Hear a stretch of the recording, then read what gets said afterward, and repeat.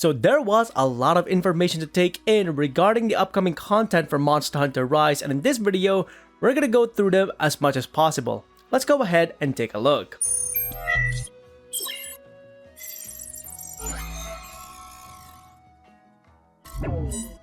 Hey everyone, Pinoy X here once again, back with another Monster Hunter video, and in this one we're gonna go through the contents that we've gotten for Monster Hunter Rise that's been revealed during the digital event that happened today.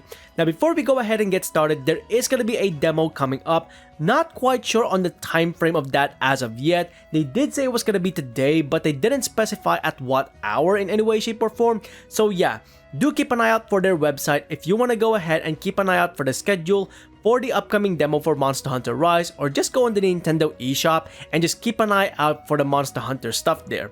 Now with all of that being said, we're gonna go through all of the information that we have here for Monster Hunter Rise's digital event and just share my personal thoughts and opinions on what I think about all of the content that we are about to receive with this game. First up, let's talk about the locale, which is Frost Island. So taking a look at Frost Islands, the new locale introduced in Monster Hunter Rise to represent the snowy region, instantly I'm in love with this place because of the lore behind it. One of the key aspects that I really like about Frost Island is that there's a lot of landmarks that many people might think are just random places in this frosty region, but there's actually quite a bit of history behind them. And we actually get a little bit of that lore behind the Frost Island's overall location and some of the landmarks here as they talk about the new locale. There's actually a gigantic skeleton of an elder dragon right in the middle with a Dragonator on its head. Some people are speculating this might be Zora Magdaros, and I can see as to why that is. And one of the key aspects about the locale in terms of its history is that there used to be a huge nesting ground here for a number of dragons, and a number of hunters actually went in to try and slay those dragons to no avail. Having said this, however, eventually with those hunters trying to take on many of these dragons, a huge conflict actually happened where hunters and these dragons would go into a fight against one another. Not quite sure on the details on that because it was very limited on the lore behind it when they spoke about this location, but what can be said is that there is a dragon ship that showcases just how huge this battle was. So there are going to be a number of landmarks that you'll notice with this location that represent that conflict. Overall, I love this place. I actually can't wait to hear more lore about it. Hopefully we get to learn more about it in Monster Hunter Rise as we go through the story. Now moving on from locations, let's go ahead and talk about monsters, and the first one we're going to talk about is the upcoming creature known as Goss Harag. Now Goss Harag is the monster inspired by Namahage, however this creature is a fanged beast rather than a brute wyvern as I initially speculated, so my speculation is only 50% correct. With this creature's overall aesthetics, the Namahage inspiration is heavily reflected upon with this monster, and it's not just the aesthetics of the creature, the capabilities of the monster is also heavily inspired by the Namahage. One of the key features of this monster with its combat capabilities is that it can utilize an icy breath alongside physical attacks. However, if the monster really wants to, it can combine those two aspects of its capabilities in order to create a gigantic ice knife and utilize that for physical combat. So this ice knife is meant to be inspired by the Namahage's main weapon, which is a giant Deba knife. So you can really see that the inspiration of the monster doesn't just go through the aesthetics, it goes all the way down to the monster's capabilities here. One of the key aspects about the Goss Harag that I noticed here is that during combat, when the monster is not utilizing the ice knife, it has a blue coloration to it, more than likely meaning that the body of the monster is nice and cool. However, having said this, when the monster does utilize the ice knife in any way, shape, or form, the creature goes into a blood red coloration, probably to keep its body heat from deteriorating due to the ice knife having a huge toll on its body, or possibly the monster becoming enraged. Now more than likely both scenarios are true because you can see right here the monster is enraged but not utilizing the ice knife, and it's gotten the completely red coloration. But at the same time, as you can see right here, the monster is not enraged, the rest of its body is blue, but the color of its arms have gone into that blood red coloration, possibly to prevent hypothermia on its arms. So you can pretty much tell that this creature does utilize heat inside of its body in some way, shape, or form in order to prevent itself from freezing over, especially when utilizing its ice knife capabilities. Now up next, we also had a slew of returning monsters being represented during the trailer as well as the digital event, and I'm not gonna go through Tigrex or Barioth here because these are monsters available in Iceborne as of right now, and if you want to go ahead and experience them, I highly suggest trying out Iceborne if you haven't already done so. Now, one of the key things that I really love about the monsters being returning here is that they're all part of the snowy region to some degree. The first one is the Lagombi. Lagombi are fanged beasts that introduces you into snowy regions, much like that of other monsters introduced in Iceborne, like let's say Vipertopikadachi for example. These are introductory monsters that introduce you into the snowy regions. And when we take a look at Lagombi here, the aesthetics of the monster really has evolved from what it originally looked like due to the engine and the graphical overhaul that they did for Monster Hunter Rise. One of the key features of Lagombi is that this monster is very physical, but at the same time, it will try to basically hamper your capabilities by throwing snow at you to cause ice blight on you. Having said this, however, being an introductory monster is not really something that you would deal with in a very difficult scenario. It's a very, I would say, friendly monster to fight against if you want something to just test out your abilities, for example, just getting a feel for the game. This is an introductory monster for the snowy region, and rightly so. Alongside the Lagombi, another introductory monster for the snowy regions is gonna be the Great Baggy. Now, Great Baggy is a bird wyvern, and with a lot of bird wyverns in the series, a lot of their attack patterns are kind of similar to one another. In this case, if you fought something along the lines of, let's say, Kuroyaku or Sitsuyaku, take away the Sitsuyaku's blinding attack or the Kuroyaku stone and replace that with a sleeping spit, and that's pretty much the Great Baggy for you. Being an introductory monster and a bird wyvern at that, you shouldn't have that much of a problem with dealing with this monster, but at the same time, do watch out for that sleeping capability, especially if this monster is one of the, let's say, invasive monsters coming into the locale alongside the other monster that you might be fighting, which is going to be your main target, for example. Because of the sleeping capabilities of this monster, it can be very annoying to deal with if you are dealing with other monsters, and Great Baggy just happens to be in your general location. Now, alongside the Great Baggy, we also have another snowy monster, but this one I consider to be more of an intermediate monster. This is the highly anticipated Kezu, the monster that a lot of people were looking forward to, and I don't know why. Well, actually, I do know why. I enjoy this monster as well, and once again, much like that in my previous video where I spoke about the Kezu, I am playing the soundtrack right now, and it is a banger soundtrack. So yeah, the Kezu soundtrack has always been amazing throughout the Monster Hunter series, and the remix is once again sounding super awesome for Monster Hunter Rise. Now with the Kezu, they've definitely evolved the aesthetics of this monster to basically represent what I consider to be the Resident Evil monster of Monster Hunter. And when you take a look at this creature right here, it definitely belongs in the RE engine in my opinion. I mean, let's be honest here. The RE engine is more than likely representing Resident Evil, not this so-called Reach for the Moon thing. And the Kezu being this very grotesque monster with lightning capabilities as well as the ability to stretch its neck and tail really shows you how horrific this monster can be, and it fits the locale as well because the locale is meant to have a more creepy vibe to it, so the Kezu kind of just sits in perfectly with this snowy region coming up in Monster Hunter Rise. Overall, I think they did an amazing job with representing Kezu here, and I can't wait to fight this monster once again coming up in Rise.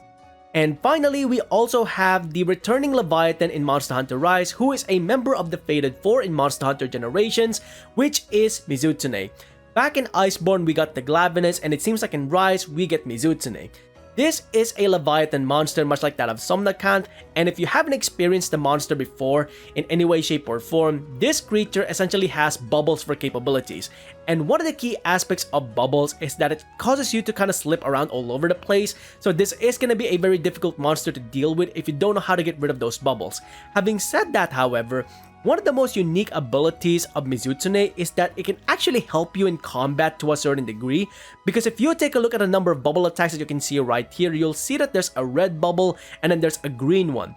The green ones, if I remember this correctly, can actually heal you. So yeah, if you're fighting Mizutsune, try and aim for the green bubbles in order to heal yourself, because that is one of the main abilities that kind of helps you fight against this monster as you're sliding all over the place. This is definitely something that a lot of people have been anticipating, and I can't wait to see if the rest of the Fated 4 are gonna be coming back in Monster Hunter Rise. I'm hoping that Gammoth and Astalos make it back to some degree, because we already had Glavenus and Iceborne anyway, so I'll be happy if Glavenus doesn't make it back, but with Astalos and Gammoth not being represented in previous Monster Hunter games aside from Generations and Gen Ultimate, I'm really hoping that they do make it in Monster Hunter Rise as well. Now finally, we can talk about the monsters without going through the flagship of the game, which is Magnamalo. When we see Magnamalo, usually it's a mysterious monster, but we finally got to see a gameplay of Magnamalo in both the trailer as well as the digital event. And I really like what I'm seeing here. It's a combination, like I would say, between the Glavenus as well as the Zinogre. It has a weaponized tail. In this case, it takes on the form of a spear, and then alongside this, it galvanizes its body kind of like that of Zinogre in order to strengthen it and gain new attacks. This is an awesome combination. As you can see during the initial parts of the digital events live stream or whatever you call it, they go through a number of attacks first, which are physical attacks utilizing its tail, and then Magnamalo transitions from that into attacking with long range attacks utilizing its Hellfire gas capabilities. So overall, I enjoy what I am seeing right here. This is definitely a monster worthy of the title Flagship for Monster Hunter Rise. It even had a turf war in the trailer where it took down the Rathalos in its full glory, and that is just something that I'm seeing quite a lot lately, with Rathalos being thrown around. But at the same time, the representation at the very end where we team up with Rathalos in the trailer against Magnamalo really showcases that even though we might be seeing Rathalos getting thrown around, it is still the flagship of the entire series. It can be a hero at times. This is definitely super awesome. I can't wait to try it out in Monster Hunter Rise. Now moving on from combat against monsters, let's go ahead and talk about the 16th weapon type in Monster Hunter Rise, which is monsters. Yep, that's right. In Monster Hunter Rise, you can go ahead and utilize monsters as your pseudo 16th weapon. In my previous video regarding the Palamute, I jokingly made that video as a means of saying that the Palamute is the pseudo 15th weapon of Monster Hunter Rise because you can ride on it and attack monsters with it. In this case, however, we have a completely new and utterly ridiculous kind of concept in Monster Hunter Rise, which is riding on monsters, known as Wyvern riding. Wyvern riding essentially allows you to take the reins on a monster, kind of like a wild horse or a wild bull for example, and then utilize a number of attacks from the monsters in order to take down other monsters. So this is kind of like your pseudo 16 weapon type in Monster Hunter Rise. It's completely ridiculous, the concept that they made here, but at the same time, it's completely enjoyable to see. I was one of those people that really wanted to see a sequel to Monster Hunter Stories, so Monster Hunter Stories 2 came into being, but at the same time, I did not expect the portable team to add an element of Monster Hunter Stories into Monster Hunter Rise. So this is definitely something that I'm enjoying as of right now, more so than some people would think. So yeah, I really like this concept. I can't wait to see more of it, and I can't wait to try it out in the upcoming demo as well, because this is a ridiculous, and I mean ridiculous functionality for Monster Hunter, but at the same time, it looks completely fun. I can't wait to go ahead and see people just going on Monster Hunter Rise, doing an entire run with just taking down monsters with other monsters. This has to be a possibility somehow. I'm really hoping that it is because it looks super fun to do in Monster Hunter Rise. Now finally, let's go ahead and talk about the Gathering Hub, because the Gathering Hub has a number of functionalities on it that we've seen in previous Monster Hunter games, but one of them has been completely evolved. This is the training area. The training area in Monster Hunter World and Iceborne is for single players only, meaning that only you yourself can go into these training halls. However, having said that, in Monster Hunter Rise, if you go into the Gathering Hub and you go all the way to the back open area, there is a training area for your entire squad to go through. This is super awesome because for those of you who are wanting to go through, let's say, a number of combination attacks, maybe you want buffs from the Hunting Horn, so on and so forth, you can now go ahead and train yourself along with your teammates in order to see what kind of effects you will get in going through these kinds of scenarios. And I really like that because being able to train with your teammates kind of helps coordinate you better as well. according to what we've seen in the video, you can change the functionalities of the training dummies as well. So maybe you can go through some of the attack patterns that you need to go through. But there's definitely a lot of functionality here that you would not have been able to go through if you were only going through a single player training hall. So this is definitely a huge improvement from what we got in Monster Hunter World as well as Iceborne. And of course, there's also a number of colorful characters as well going through the Gathering Hub as well as the main village. But I'm gonna make a separate video for that because I want to go through each individual characters and their characteristics as well as how they're represented in Monster Hunter Rise based on the information provided to us on the website as well as the latest digital event. So I'm not going to talk about the characters at this moment in time. I'll go ahead and make a separate video for it. Let's call it a lore video for the characters of Monster Hunter Rise. But overall, the Gathering Hub looks amazing. The monsters, the functionalities, the main village, even the characters that are going to be coming up in Rise, they all look amazing. And I can't wait for this game to come up as of March this year. And that is going to be pretty much it for this video, going through my personal thoughts and opinions regarding most, if not all of the content that we are about to get within Monster Hunter Rise coming up this March, and possibly what we are about to get in the demo coming up in the next couple of hours, I would say, as of the making of this video. Now, once again, with regards to the characters, I am going to be making a separate video for them, kind of like a Monster Hunter lore video, to give you more information regarding these characters, as well as a bit of a storytelling scenario as to what these characters are all about coming up in Monster Hunter Rise. With all of that being said though, what do you think about all of the content so far that we're about to get in Monster Hunter Rise as of March this year?